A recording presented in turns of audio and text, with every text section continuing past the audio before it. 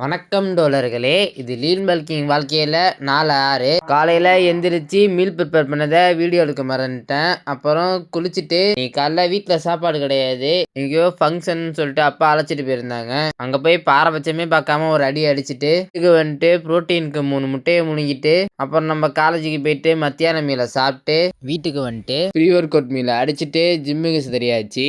ஜிம்மில் இன்னைக்கு நம்மளுக்கு புல்லு, அப்புறம் நம்ம நண்பரும் சீனியர் ப்ரோவும் ஏதோ பவர் லிஃப்டர் ஆக போறேன்னு சொல்லிட்டு இன்னையிலேருந்து ட்ரைனிங் ஆரம்பிச்சிருக்காங்க.